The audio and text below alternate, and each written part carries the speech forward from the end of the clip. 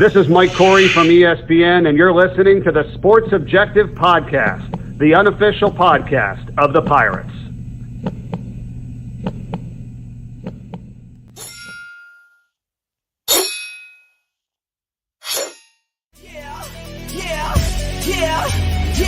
My heart is purple and gold. I'm a pirate down of my soul, and I don't back down, not at all. Find out when the cannons explode. From the sidelines down to the post, put it down like not even close. All out to the last whistle blow. For the flag with the soul and crossbones. Everybody stand up. Welcome into the Sports Objective Under the Lights tonight. A very special night, Bubba. I guess this is kind of like a Sunday night. Is this like a hot stove league kind of thing with one of our favorite guests? Yeah, we're less than 2 weeks to opening day. Always enjoy this annual conversation, and we'll catch up with this guy throughout the season as well as he's able. Welcome in from D1 Baseball and also ESPN, Mike Rooney. ROONS, how are you?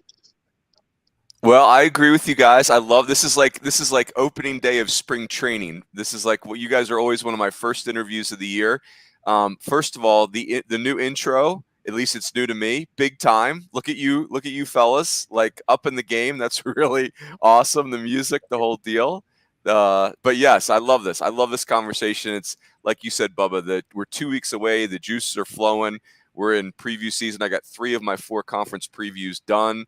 So yes, this is an awesome time of year. Well, we're very excited to have you on. And I was telling you in the green room, this program right now for ECU, we love to, we're objective. Sometimes things are going well and sometimes not. But Mike, literally I was telling Coach a couple weeks ago, we had him on the show. Bubba, was that back in December when they put those tickets for the banquet on sale, I believe? And all of a sudden, in the matter of days, the tickets, 600 tickets are gone. Like, just like that, they evaporated and they're sold out. You couldn't get a ticket. And then they did a cool thing, ROONS, which I forgot to tell you in the green room, where they had a virtual thing, right, Bubba? Yeah, so much demand, as Dave said, and my parents were actually in attendance last night. I was unable to go due to my children's basketball games.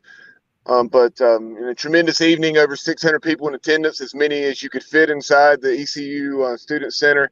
And then, like Dave said, there was such high demand, they sold a virtual ticket at a reduced price. So, I think last year raised well over 6 figures, I think 120,000 plus. And I'm very interested to see what was generated this time around. So we had that going into this week. And then ROONS, I was telling you in the green room, first time ever, Bubba, you're the numbers guy, Bubba, help me out. But we sold out for season tickets, over 2,000 season tickets already sold. You can't buy a season ticket for the first time ever in school history, right, Bubba? Or at least in Clark, I know of. Yeah, per ECU social media, within the last couple weeks, the previous record for season ticket sales was, I think, just shy of 1,750. And now I haven't seen the exact total, but we're well over in 2,000, maybe right around 2,100 or 2,200. Whatever that number, like you said, we have sold out and only single game tickets available. Yeah, you guys have some program momentum right now. It's like, and I think the number is, 2,000 is what it is, but, it's just a great atmosphere. It's a great fan base, the program. I was just thinking about this before we jumped on, but it's like when I think of ECU baseball, I just think, hey, obviously in the preseason, you spend a lot of time researching teams. And in a way, my brain for East Carolina is, hey, you don't need to dive in that deep. They're going to be good. They're going to be good. That's just where they're at right now. It kind of reminds me of whatever that expression for the 2000s is. I think they say the aughts. But back in that time, it was like Fullerton, Stanford, Texas, teams like that, Florida State. It's that's when you got a great program where the names change every year. Not all the names, but the names kind of change. But they're just good. You can take it to the bank that East Carolina, if somebody wants to win the American, they're going to have to deal with East Carolina. And Mike, that's something undoubtedly this program has taken another step and gone to another level under Cliff Godwin and staff.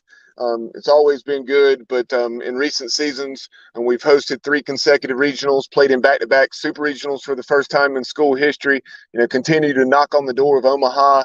And like you say, a few seasons ago when you had Bryant Packard, Spencer Brickhouse, Alec Burleson exiting the program, a lot of people on the outside, maybe the more casual fan, were concerned, who were going to replace those guys. And now you have the same thing with Gavin Williams, Connor Norby, and Thomas Francisco, et cetera, moving on. It's not a matter of rebuilding, is simply reloading with the way that Cliff Godwin and his staff have recruited. Jeff Palumbo, the recruiting coordinator, does an excellent job. Yeah, totally agree. I mean, and it's not only like, I think East Carolina's in a real groove right now in just program, period, meaning that they've got an identity in recruiting. Jeff Palumbo is excellent. Cliff Godwin's a great recruiting head coach. Their players get better year to year. So not only is it the new names that are coming in as freshmen, but it's the guys like, okay, could this be Ryder Giles' year to just have a enormous breakout season? Wouldn't surprise me in the least. It's like good players are coming in. They're not being forced to carry the load because just one good recruiting class after another. So yeah, it's really good stuff. I will tell you guys this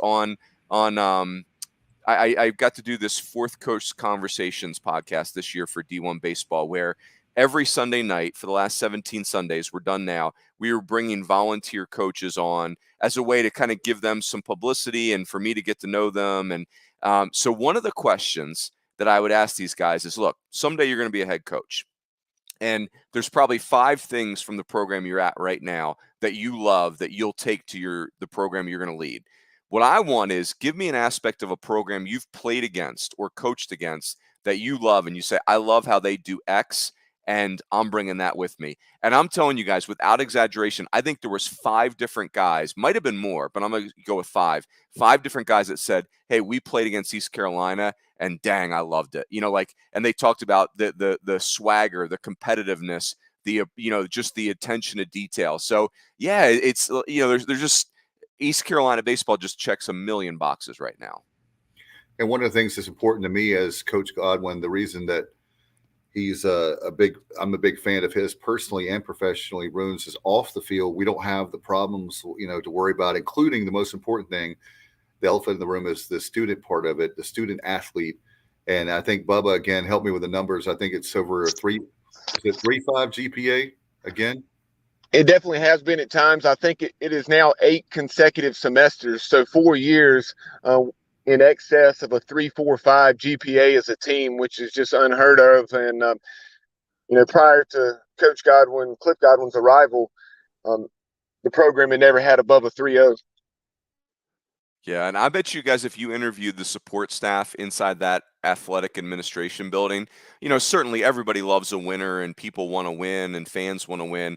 But I bet you if you talk to the trainers and the academic coordinators and those types of people, they would say that we love working with the baseball players because we never have a problem. Not because they're all angels, they're still 20-year-old kids, but because there's, pardon the expression, but there's a higher power to answer to, right? Like the ECU baseball players aren't going to go on campus and act like a bunch of hyenas, because then they're going to have to contend with Coach Godwin. And again, maybe I'm old school in that regard, but I love that. I think that just, it's ECU baseball is just a complete program right now. And, I asked Aaron Fitt on one of our last D1 podcasts, I said, hey, it was our rankings podcast. And I said, okay, Fitzy, you follow ECU as close as any of us. Why is this year going to be different? Why is this going to be the Omaha team? And I'll tell you guys where the discussion went to is that, think about ECU's last 3 super regionals: at Texas Tech, at Louisville, at Vandy. I mean, those are 5 of the top programs in the country right now. Like those are 5 really tough draws. You could take UCLA and they might have been 0-3 in those 3 super regionals. And Fitzy made a really good point. He said the next thing for ECU is not necessarily beating one of those teams on the road. The next thing for ECU, and it very easily could have happened in 2019, as you guys know, is they're the ones hosting the super regional, not them going on the road for the super regional. You read my mind. That was one of my next questions, is I was going to ask you that very thing. So it's a matter of taking care of business, as I would say. I love Elvis Presley, TCB, but taking care of business during the regular season, right, to set yourself up to be one of the top 8 seeds? I mean, is that what with a national seed? Is that what it's going to take for us to definitely guarantee being a super regional host? Yeah, I mean, I think it's tricky, right? Because those top 8 seeds that's a crowded supermarket right there, right? Like you got 3 or 4 SEC teams that are going to have them, and you could have a couple Pac-12 schools and the Big 12 and the ACC. I think for this may sound crazy, but I think for ECU to be a top 8 seed, it's almost not about them; it's about the rest of the league, and that might even be a little bit unfair. But ECU is kind of distanced themselves from the American with such lengths that I almost feel like it's people are starting to look at the league in less of a light. And in truth, I didn't think 2021 was a great year for the American. The 4-game series, I don't think that was a great idea. If South Florida doesn't win that conference tournament, it's a 1-bid league for the first time in forever. And so I think it will be a much improved league this year. And I think that will help East Carolina big time. But I would also tell you guys this. East Carolina is more than capable of winning a road super regional too. I just think it'd be really cool if they could be a top 8 seed. Yeah, that's an excellent point. Like you mentioned, as far as the tough draws with the super regional, yeah, you have to, like Cliff Godwin always says, there's no going in the back door to Omaha. You have to go in the front door, Yep. facing the likes of Rocker and Leiter.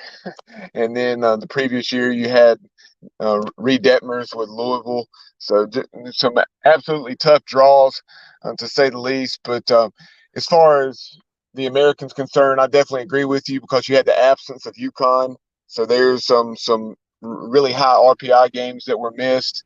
And so the dominance in the American didn't carry the weight last year that it would have in previous years. But one of the key cogs on this year's Pirate Club, you referenced Ryder Giles, and let's talk about the pitching staff.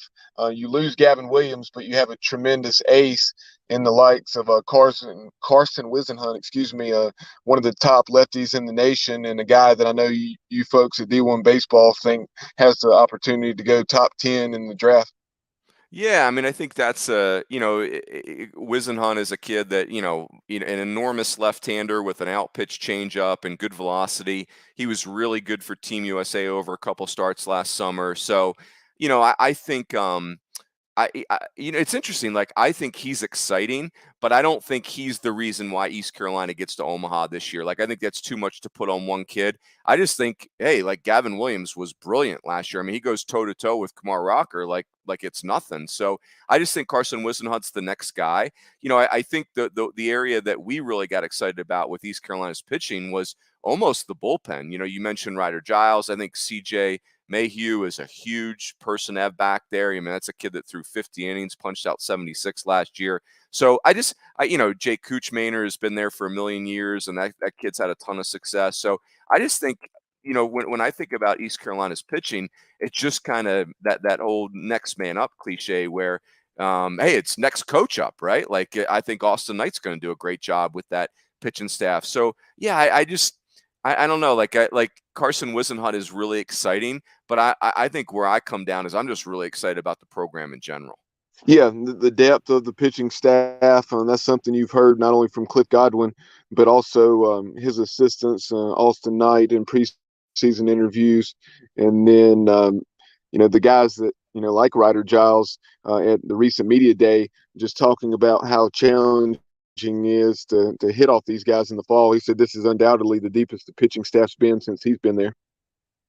Oh yeah, I believe it. It's it's sometimes it's interesting too, where I think we see this a lot in college baseball, where it's so hard to get to Omaha that first time, and then when you get there the first time, the program kind of goes on a little bit of a run because you've gotten through that hurdle.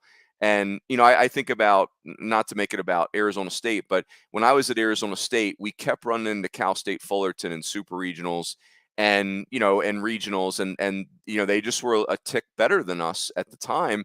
And I think about our 2003 team, where our 2003 team, we had 5 big leaguers in that lineup. Andre Ethier and Dustin Pedroia were the headliners. Well, the problem was our 5 big leaguers were going against Fullerton had 10 big leaguers, like Kurt Suzuki and Red Turner and those guys. So I think East Carolina's got a little bit of that going on right now, where they keep fallen a little bit short of Omaha, so they just keep taking their game up. East Carolina just keeps getting a little bit better, a little bit better, a little bit better. So when they do break, so like everybody said it, East Carolina's got an absolutely 100% an Omaha program. They just haven't broken through yet. And I was going to add to your point there for you and Bubba, ROONS. If you think about it, I was thinking about this afternoon, getting ready for the interview, thinking about our program. You were talking about Texas Tech in 2016. We're so close to, I mean, who would have thought that we would be that close to Omaha, 90 feet away, 2 different times. We had 2017, as Coach talked about, we don't even make, regional. It was a great thing for the program. And 2018, we have that 5 million hour, how many hour rain delay against South Carolina. 2019, we have to battle our way back 4 games. The guys were exhausted. Then the committee, all of a sudden, we're the first super regional. We had like 3-4 days, hardly any rest. And we have 2020 where we have a canceled season. But it seems like what I'm saying is like when you're climbing the ladder, you're climbing the stairs, one stair or one rung at a time. And we always in our society want things to happen faster than they do. But it just seems like there's a step by step thing that we're doing right now. If you look at the program since Cliff Godwin got there. Yeah, and I would add to that, Dave, it's like if you're ECU, the bar, here's what I'm trying to say. You guys have had more difficult super regional assignments than anybody, right? And so Cliff is growing the program to get to that level. But the truth is, the future super regionals might not be as difficult of assignments. So it's like you're training to be better than you need to be, which is exactly what you want in your program. And so, again, you guys can see I couldn't be more optimistic about ECU baseball. Like winning regionals is become for these kids, that's what we do. And so you keep getting your program to points like that, and nothing but good things can happen.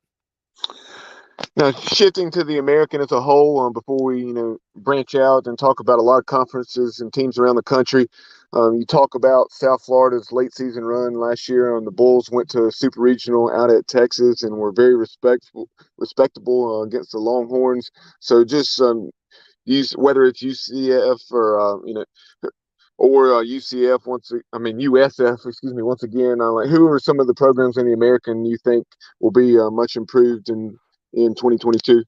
Yeah, I would say, Bubba, I was very disappointed in the year the American had last year, and I think going to the 4-game weekends probably was part of that.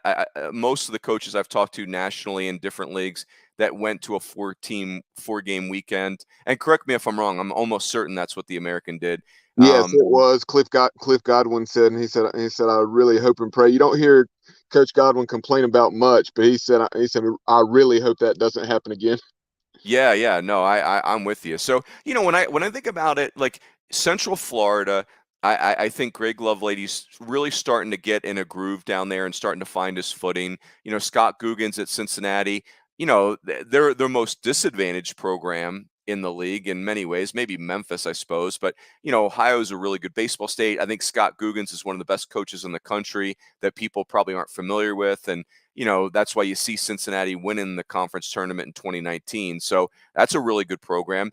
University of Houston under Todd Winning, they've been a little bit down the last couple of years, and he's made some staff changes. He got a young assistant, Ross Kivett, who was with Tennessee and Omaha last year, that I think Houston would be a real buy low for me right now. I think they're going to rebound very, very quickly. South Florida was the 6th place team in the league last year, but they were young, and they make that really good run through the tournament. So, I think South Florida is really interesting. I think, 2 programs, Tulane and Wichita State, remind me of each other a little bit in that, both of those programs, I think Travis Jewett is outstanding at Tulane. He's got that Arizona State, Washington, Vanderbilt pedigree. Hey, I was very skeptical of the Eric Wedge hire at Wichita State. I think they have been very impressive. I like the what I'm seeing out of that program. So I think the American is very much ascending. And it's funny, as I'm talking to you guys, I've also pulled up the Wikipedia page so I can figure out, because I don't know if you guys had this experience, but man, when the conference realignment stuff happened, I was really depressed for the American. Like it was not going to be good. And but man, when the second iteration came out and they pick up Charlotte and Florida Atlantic and Rice and UAB and UTSA, it that league, what is already a very good baseball league, could get really crazy. Well, that was one of my questions for you, Roons. Is that very thing? You're losing the Cincinnati, you're losing Central Florida and Houston, but you're picking up a lot of good traditionally baseball, especially with Rice. Would love to see them get back to the heights that they were at one time. Yeah, I think it's a net win for the American. It was pretty scary when they lost. You lose Cincinnati and Central Florida and Houston. Those are three good baseball programs. But I think the schools they picked up, I think it's, again, you're getting back to the American you want it to be, which is, hey, you can lock in 3 or more bids every year. And I think very much the conference is trending that way. Let's shift over and take a look at the ACC. Obviously, the Pirates play games against the likes of North Carolina, NC State, Duke. Your midweek games. They have a early season series with the Tar Heels where they play 2 at Boshamer Stadium and 1 in Greenville, which will be reversed in 2023. That's unique situation, kind of like Clemson and South Carolina, what they've done for years.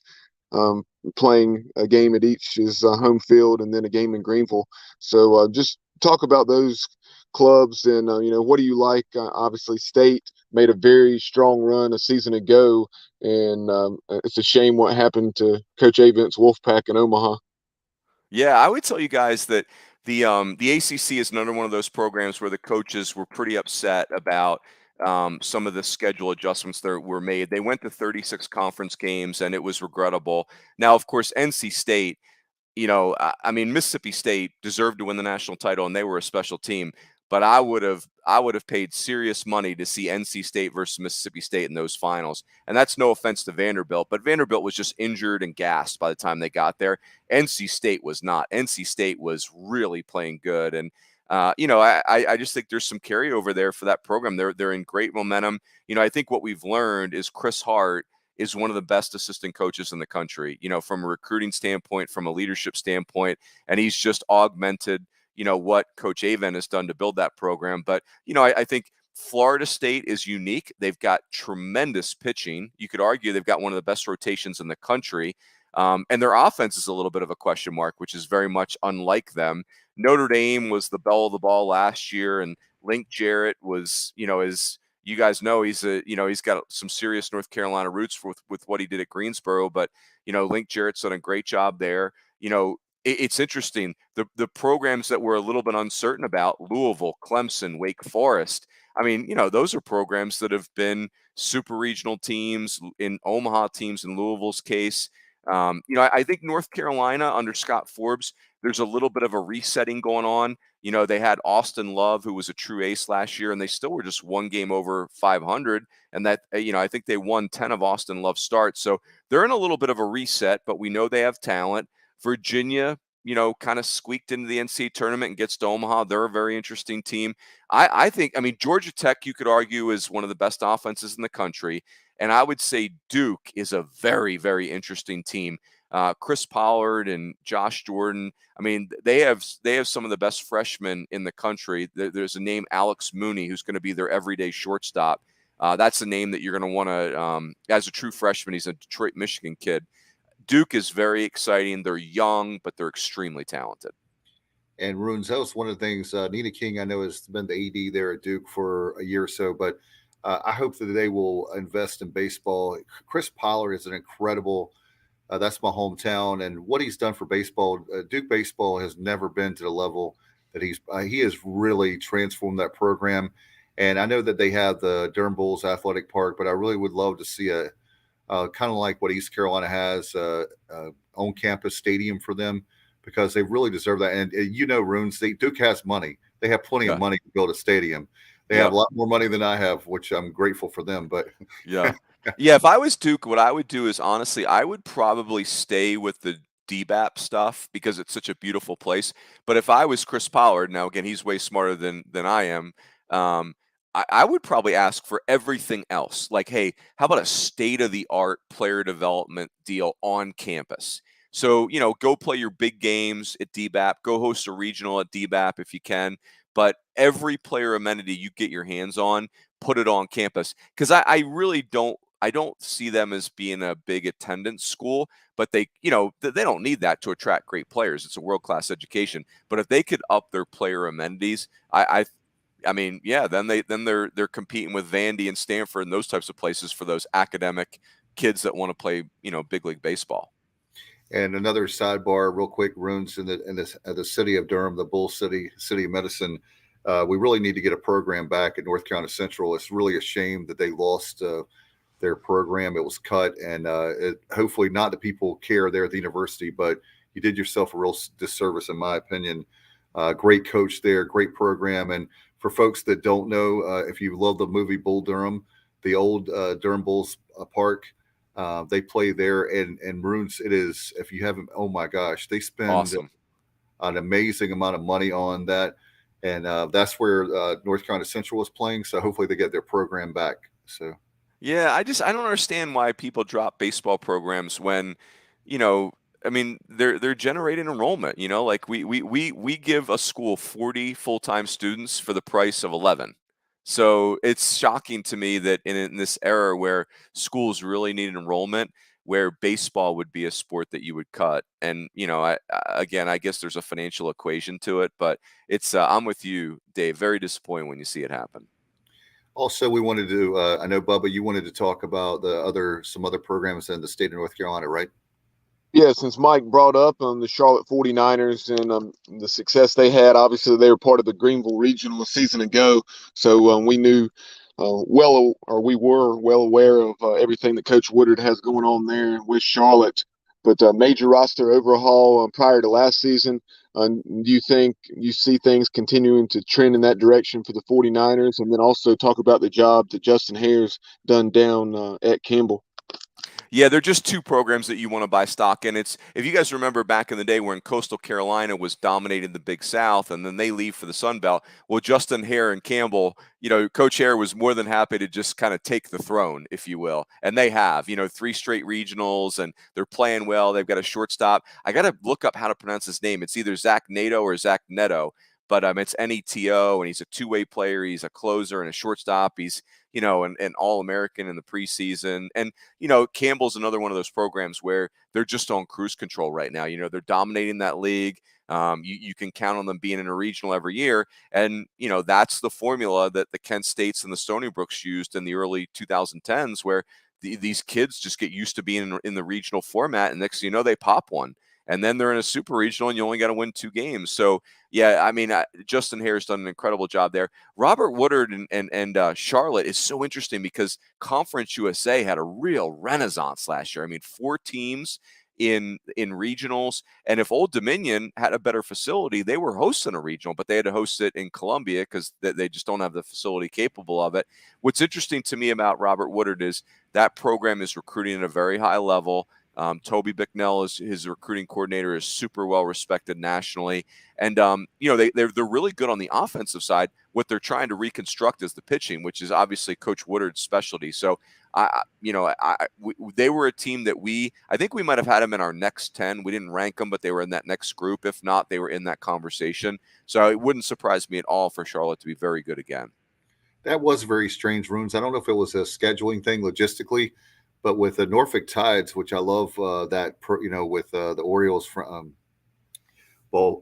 team, I really thought that maybe they couldn't do it, but I thought they could host it there. I don't know what happened there. I don't know the story behind that, but that was just a really odd situation. We were very happy for Old Dominion because they're really good, and it's good for us being able to play them. And it's a short drive away for us, a couple hours, 2.5 hours, I guess, from Greenville, versus some of these long bus rides. So we were really happy for them since we have them on the schedule.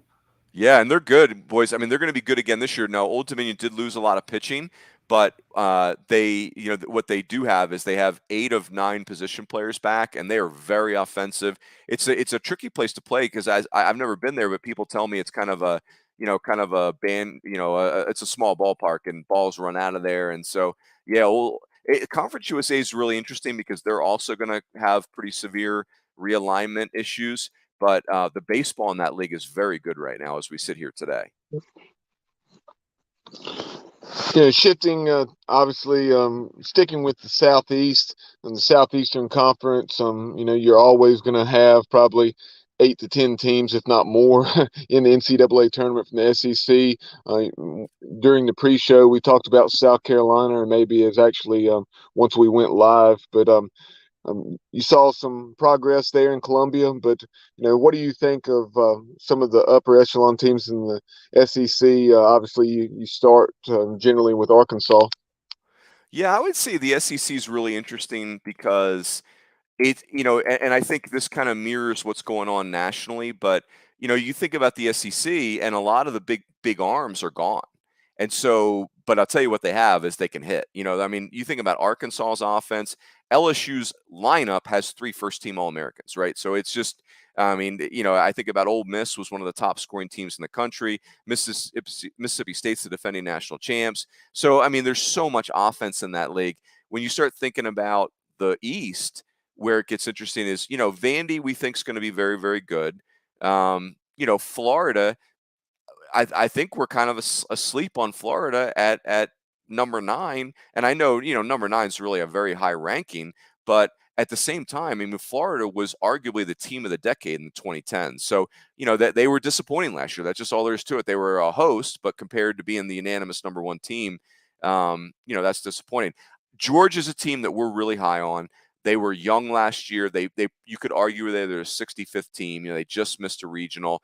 Kentucky's very interesting. They brought in a lot of transfers. South Carolina, they really have some youth this year, and they've got some real athleticism. They were kind of a really physical, power-oriented team. Tennessee is just in absolute momentum right now.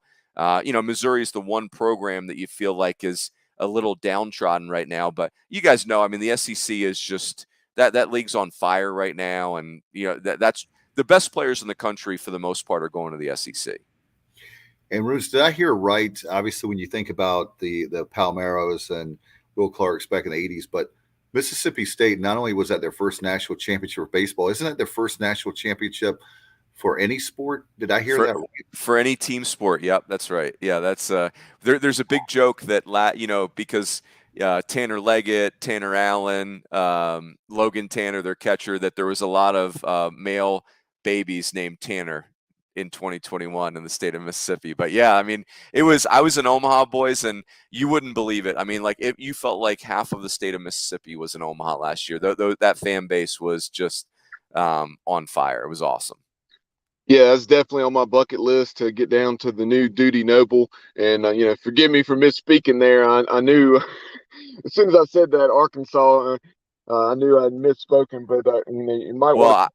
I wouldn't disagree with you, Bubba. Hey, if you ask, hey, Mississippi State won the national title, right? But the best team in the country last year, if you count the regular season, was Arkansas. I mean, Arkansas' season was one for the ages. Think about this, boys. They didn't lose a weekend until the Super Regional. I mean, they won all 10 SEC weekends, and they played at Mississippi State. They played at Ole Miss. They played at Tennessee. I mean, Arkansas' season last year was, they went undefeated in that Globe Life tournament. They won a series at Louisiana Tech. I mean, it was a remarkable season in every way. But, the NCAA tournament's a different animal, and Mississippi State had a really special team, and that they win the whole thing. No doubt about it with the SEC. So overall, who are you going with for the SEC? You're going to go with Arkansas, or who do you like this year? Yeah, I would say we had Arkansas ranked. We haven't changed our rankings since Peyton Paulette, their ace, is out for the year. He did have Tommy John surgery. We didn't know that before the ranking, so we picked Arkansas number 2, and we kind of had this cluster at the top: Arkansas, Ole Miss, Mississippi State, and I guess that was our kind of our foursome, and then you got Florida and LSU that are kind of right in that mix. So I still really think highly of Arkansas. I don't know, those 3 teams, Mississippi State, Arkansas, and Ole Miss, are really hard to separate. If you made me pick one, I might be tempted to pick Ole Miss, but man, it is like you are. It is. what's the expression? I Splitting mean, hairs. the razor thin lines when you're trying to separate those teams. I know you obviously referenced Vanderbilt from a season ago, Vandy making it to the championship series as a result of NC State's COVID situation.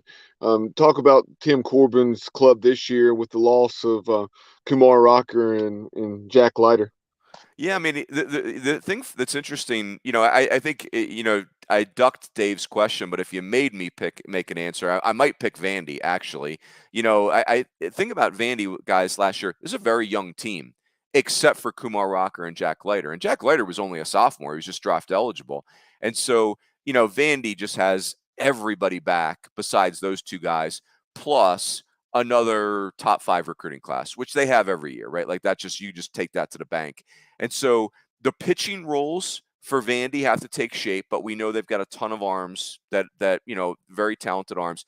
The big question mark for me in Vandy is Carter Young was just exceptional at shortstop all year, but he hurt his shoulder, and at the end of the year he really struggled. So I'm curious to see, is he fully recovered? He did not play in the fall. He just kind of tried to get healthy. They're trying to make Dominic Keegan move him from first base to catcher. So, that will be an interesting move if it works. I mean, man, that's big time for them. So, hey, bottom line, Vandy's going to be there. They have some question marks, but I think you can make an argument they have less question marks than most. Great. And let's shift gears. What about for staying in that area for the Big 12, moving from the SEC to Big 12? What do you think there as far as that league? Yeah, I mean, Big 12, Texas is our number 1 team. I mean, they just return everybody. It's just that, they were very much. Texas wasn't just a team that made it to Omaha last year. They were a team that made it to Omaha with a chance to win it. That was a really good team. They got Ivan Melendez, that their huge first baseman back. Pete Hansen, Tanner Witt's going to go into the rotation, and so yeah, Texas is loaded. They're very talented. Texas is the most.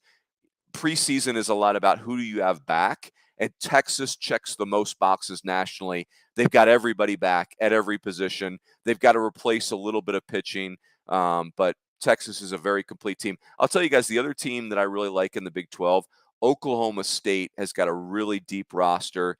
They're another program that they popped an Omaha run in 2016, but they've been right on the cusp of it many times. And Oklahoma State's got a really good club this year.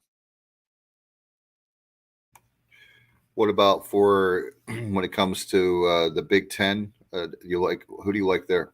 Yeah, the Big 10 is interesting because it's one of those leagues where everybo's kind of bunched together. It's very hard to separate yourselves. Nebraska is the team that everybody likes. They were very impressive last year. Will Bolt, being a former player, he played for Dave Van Horn when there in the early 2000s when they were going to Omaha.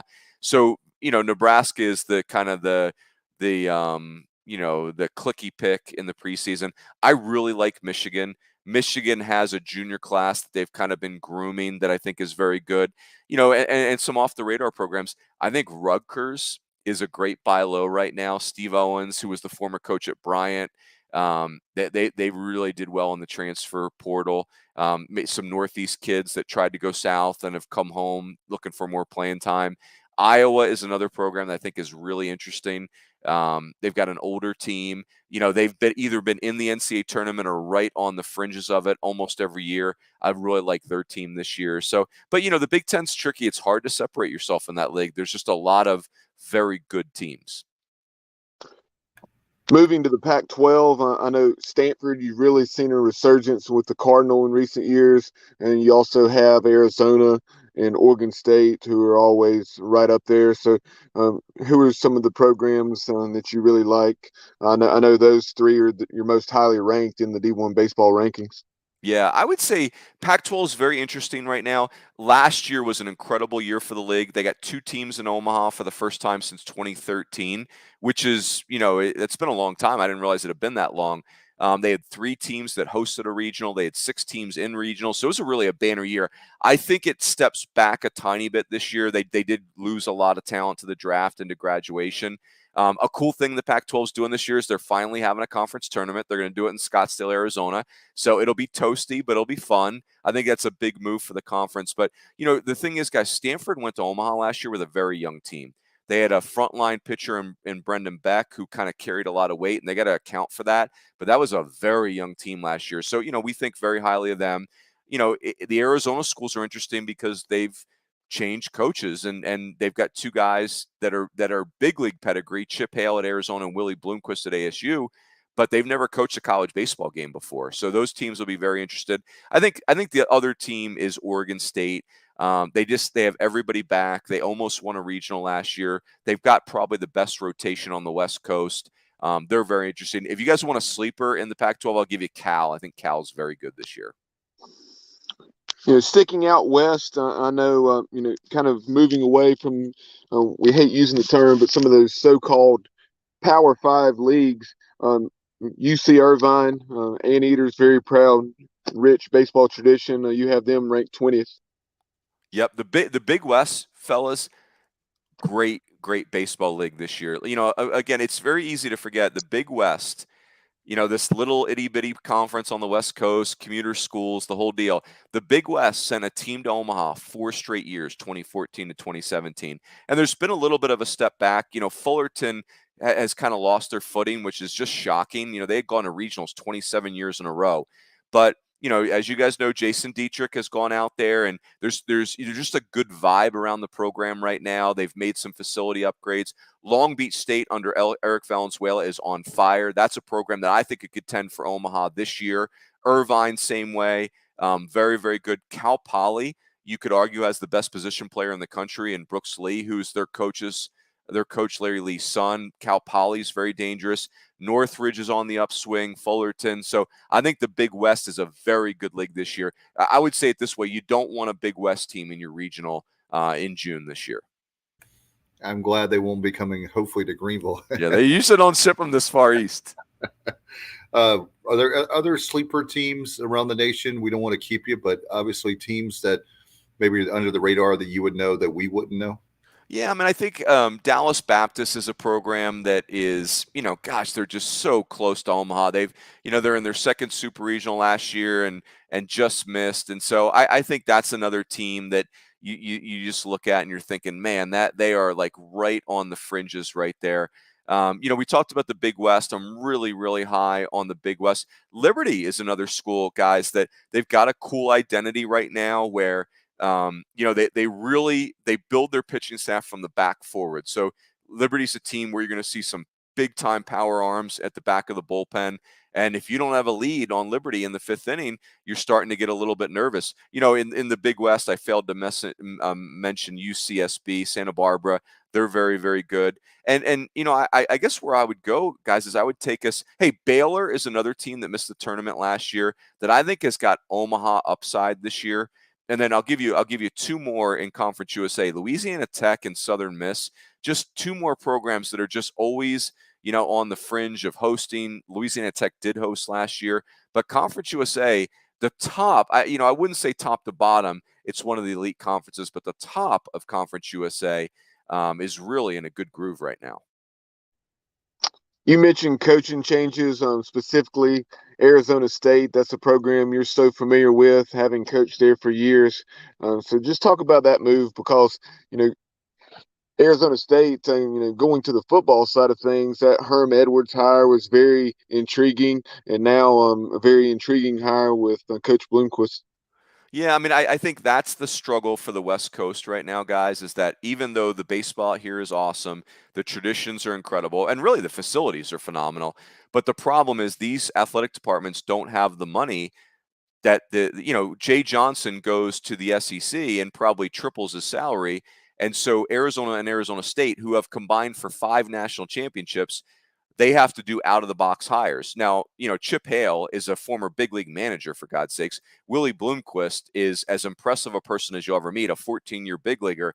But, those are out-of-the-box hires because you don't have to pay the going rate that you'd have to pay like a Cliff Godwin or a Jay Johnson. And so I think very highly of those 2 guys, but it does concern me why programs like that are hiring guys that have never coached a college baseball game. So what I've said to people is I would never bet against Chip Hale or Willie Bloomquist, especially Willie, who I got to coach. I would never bet against those guys, but they're swimming upstream right now. like Jim Schlossnagle and John Savage and Dan McDonnell and Tim Corbin and Kevin O'Sullivan, they're not slowing down so Willie Bloomquist and Chip Hale can catch up on how to run a college baseball program. Those people are in a full sprint. And so it's going to be up to those guys to catch up. I mean, you saw LSU went out and got Jay Johnson. I thought that was a phenomenal hire. I thought it was a good hire at the time.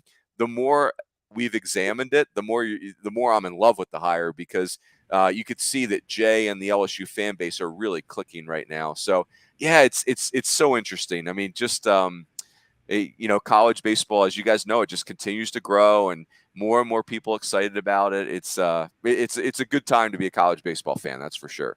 And ROONS, Bubba and I are very happy with the hire for LSU too, because that means that's right. Yeah, that's right. And you guys are very excited that Ole Miss extended Mike Bianco's contract. And hey, and that's what should have happened, by the way. I think Mike Bianco is one of the most underrated coaches in America, because he's only gone to Omaha the one time when Cliff was there. And I think Mike Bianco's been at Ole Miss 21 years. He's hosted 10 regionals. I mean, it's so hard to host a regional, let alone do it 10 times. And Mike Bianco just got named the Team USA manager for next summer, which is a great honor. So, yes, that all turned out great. LSU got a great coach. Ole Miss re-upped a great coach. And ECU gets to keep a great coach. Win-win-win. Exactly. Before we move on and talk some big picture topics very quickly, like NIL and transfer portal, and get out of here. In addition to those two coaching hires that you just discussed in detail, tell us what are some others that may have kind of flown a bit under the radar because of the magnitude of the LSU and Arizona State jobs. Yeah, I would say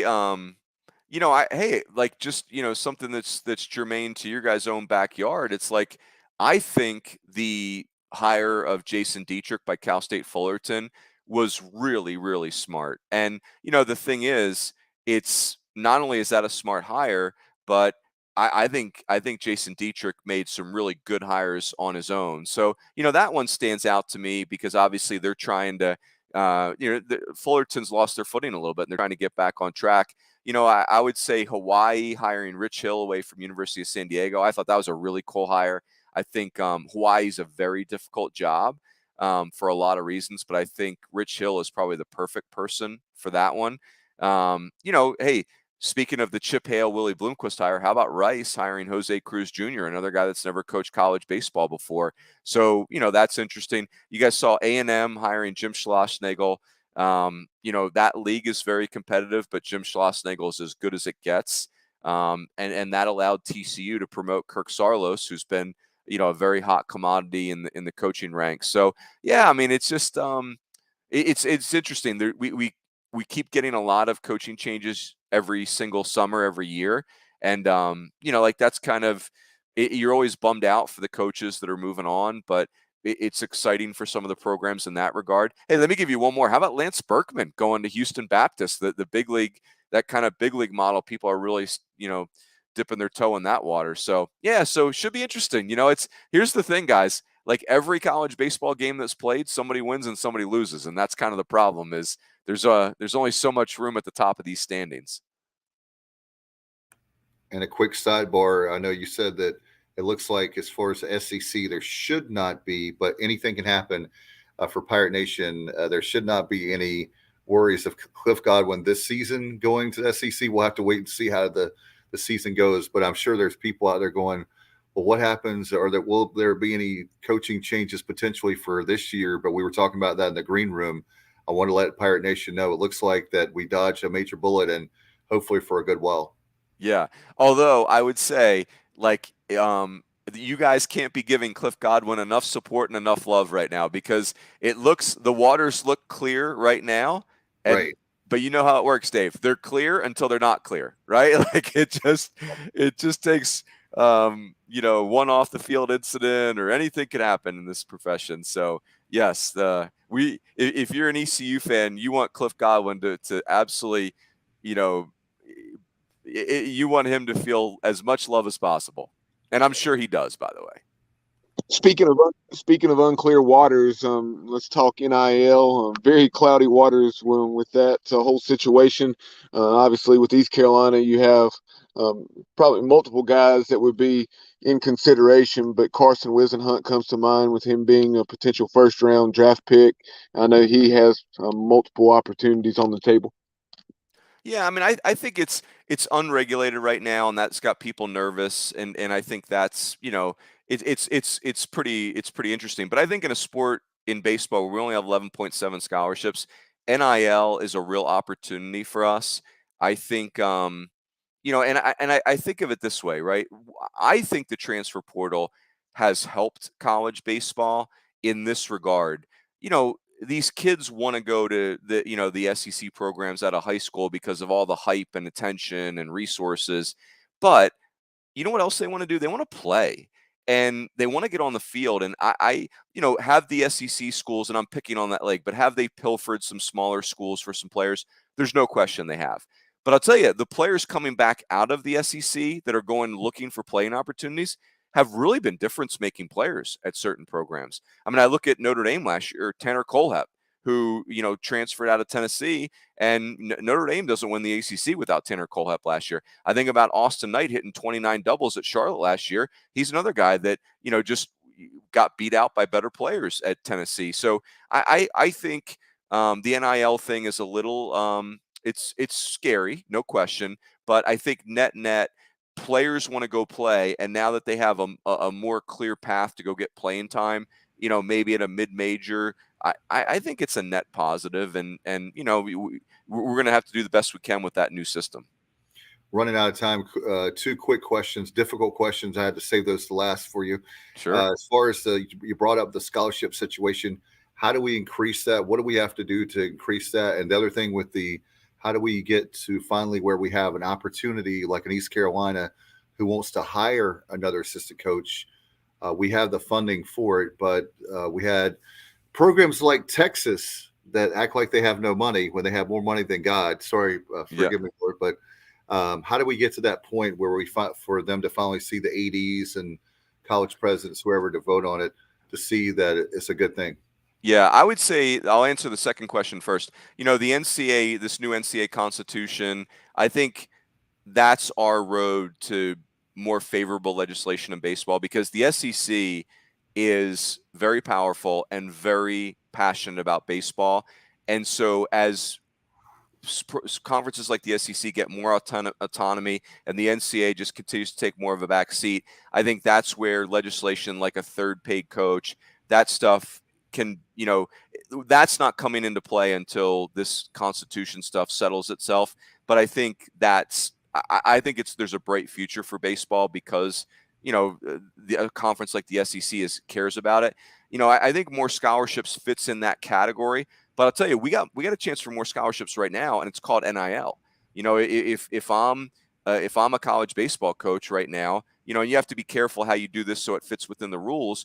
But what if you can go to your upperclassmen and say, hey, if you're on $15,000 of scholarship right now, and we could help you secure $20,000 to $25,000 worth of NIL money, would you be willing to, unload some of your scholarship to incoming people? I think of NIL as synonymous with scholarship money in a sport like baseball, where you're just there are additional monies that help your baseball families pay for their college education. And so I think you have to be very careful because they can't be recruiting inducements. That's where if I was a coach, I would really focus my NIL efforts on my upperclassmen and try to create some type of tradition where your incoming kids that's where the scholarship is housed, but your upperclassmen really you create good NIL situations for them. So again, you have to do that within the rules, and the rules are really dicey or really blurry right now. But I think in the short term, NIL is our answer to additional scholarship. ROONS, as always, we appreciate you so much. You're always good to us. I guess this time you don't have, like last time you had an HOA meeting. I guess you didn't. Hopefully we didn't make you miss that this time. No, that we had that last Wednesday, so we're all good. Yeah, but I'll tell you guys though, you know what I did? You gave me a nice break. I got the WAC is one of my conference previews, and it's up to 13 teams this year. I didn't see that coming, and so as soon as we hang up, I'm going to grab something to eat, and we're getting right back into the Southwest Division, the newly formed Southwest Division of the Western Athletic Conference. So there you have it. How can people get your work, and we'll let you get back to that. Yeah, so just follow me on Twitter at Mike_Rooney. I'm writing for D1 Baseball. Me and Kendall and Aaron Fitt have a podcast that we have a lot of fun with. I'm going to get to do a show on Sirius XM this year, which I'm really pumped about, with Mike Farron, which will be a blast. Awesome. That'll be every Thursday once the season gets started. And then, yeah, that's right. We're getting back on Sirius, so we're excited about that. So, yeah, you follow me on Twitter, and I'll promote all that stuff. One-stop shop. All right, Mike, thank you so much, and we'll have you again on real soon, and I can't wait for college baseball. All right, boys, always a pleasure. Be good. All right, good night. See ya. Bye-bye. All right, so good to have ROONS on tonight. As always, appreciate him as college baseball just right around the corner. Want to give a shout-out to Mark Calloway, too, for all that he for the support of the program. And Bubba, I know before we get out of here, we wanted to promote a few things. And by the way, I wanted to mention a shout out to you, my friend. Obviously, my day job and night job, whatever it is right now, has prohibited me from a lot of duties behind the scenes working with Bubba. And Bubba has really carried the load a lot for the show. And I publicly wanted to thank you, my friend, and give you my gratitude and appreciation for all that you've done in the last couple of weeks. It's been a little crazy. And it'll be a little crazy for me for a few more weeks. So thanks, dude, for everything. And one of the things I've been really proud about is something you and I started a few years ago with our Division I baseball preview for the state of North Carolina. Yeah, over the last couple of weeks, I've been catching up with head coaches around the state, 17 Division I programs. We have caught up with 13 head coaches, including, North Carolina's Scott Forbes, Duke's Chris Pollard, obviously our very own Cliff Godwin, and a lot others. We're going to be talking to Coach Miranda from Western Carolina, and also Mike Kennedy from Elon. The Pirates are, typically playing the Phoenix, so we'll talk to those two gentlemen here in the coming days, sometime this week. And then today we had an excellent conversation a few hours ago with Larry Sorensen. He is not the play-by-play voice, but the color analyst on the ACC Network Plus. So go back and check that out. And we have all those interviews compiled into a playlist on our YouTube channel to make it easy to access. So if you're a college baseball fan, specifically here within the state of North Carolina, you have an excellent, 15 to 30 minute look at each one of those programs. We'll also catch up with Corey Smith of Pack Pride to take a look at NC State as the Pirates and Wolfpack will once again play. That's going to be a lot of fun. So make sure you do that. And by the way, fans, make sure you like our Facebook page and follow us on Twitter. That's at the Sports OBJ. And our YouTube channel has been blowing up. A lot of great content thanks to Bubba behind the scenes, a lot of great stuff. And we'll also want to mention, too, that Bubba is very excited not only about the college baseball season, but we're only, 2 weeks away from extra innings? Yeah, 2 weeks away from extra innings. Trent Britt and Gaynell, they do such an excellent job with Next Level Training Center in Greenville. So they're back as the sponsor for Extra Innings once again. So really appreciate them and all that they do for the Sports Objective, and specifically Extra Innings. And then also we have not, or you may have, I don't think you mentioned 23 Jungle Tales, but so far we have put out, I think, 4 or 5 23 Jungle Tales for this year. And we caught up with Matt Bridges and Cam Colmore on our initial episode. We've also talked to John White, who played for Coach O.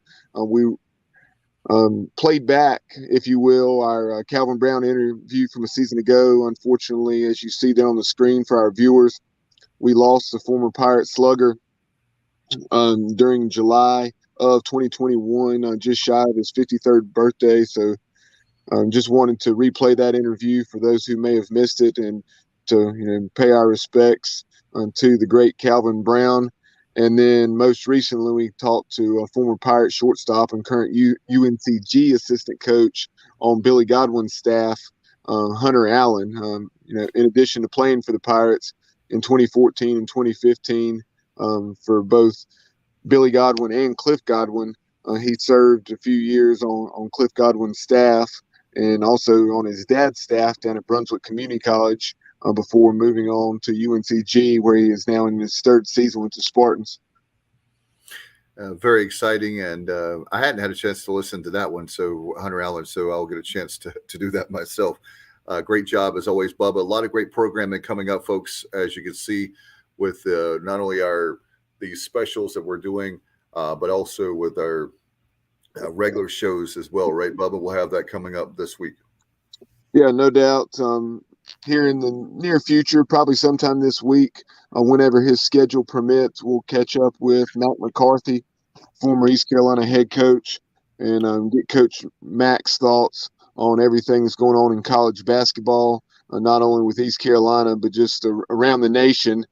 He's calling a lot of Virginia Tech games, men and women, and we'll see what Coach Mac thinks, about some of the nation's top teams like Gonzaga, Purdue, Arizona, etc., and see who he thinks may cut down the nets. Obviously, Auburn got a scare from Georgia. Georgia had been really poor this year. Tom Crean potentially on the chopping block there in Athens, but the Bulldogs played very well. I guess it was yesterday, being Saturday, February 5th. They gave Auburn a real scare in Athens, and I think Auburn only won that game by 2 points. Yeah, that Duke North Carolina game last night was really shocking.